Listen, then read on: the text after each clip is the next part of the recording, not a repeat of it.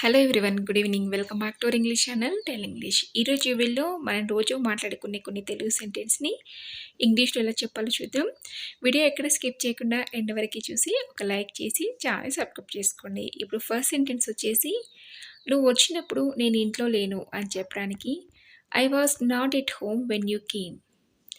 I was not at home when you came అని చెప్పాలి. అలాగే త్వరగా ఇంటికి రా అని చెప్పడానికి come home soon. Come home soon అంటే త్వరగా ఇంటికి రాని. అలాగే నెక్స్ట్ సెంటెన్స్ వచ్చేసి, సాయంత్రం ఏం వండాలి, ఏం వంట చేయాలి లేదా ఏం వండాలి అని అడుగుతూ ఉంటాం కదా, దాని ఇంగ్లీష్లో what I have cook for dinner.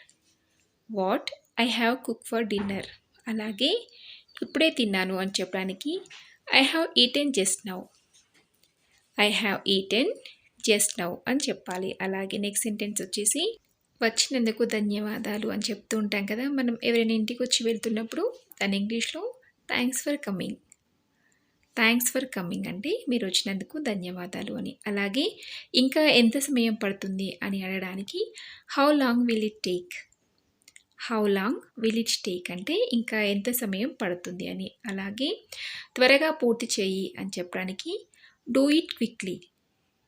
Do it quickly అంటే త్వరగా పూర్తి చేయి అని. ఎందుకలా అంటున్నావు అని అనడానికి why are you saying like that. Why are you saying like that అంటే ఎందుకలా అంటున్నావు అని. అలాగే నేను ఇప్పుడే టీ తాగాను అని చెప్పడానికి I just drank tea. I just drank tea అంటే నేను ఇప్పుడే టీ తాగాను అని. అలాగే ఆమె వెళ్ళిపోయింది అని చెప్పడానికి she has gone. She has gone అంటే ఆమె వెళ్ళిపోయిందని. చూసారు కదా, ఈ సెంటెన్స్ని తరచుగా మనం ఏదో ఒక సందర్భంలో యూస్ చేస్తూ ఉంటాం. మీరు కూడా నోట్ చేసుకుని ప్రాక్టీస్ చేస్తూ అవసరాన్ని బట్టి ఇలా ఇంగ్లీష్లో మాట్లాడడానికి ట్రై చేయండి. అలాగే ఈ వీడియో మీకు నచ్చితే తప్పకుండా ఒక లైక్ చేసి ఛానల్ని సబ్స్క్రైబ్ చేసుకోండి.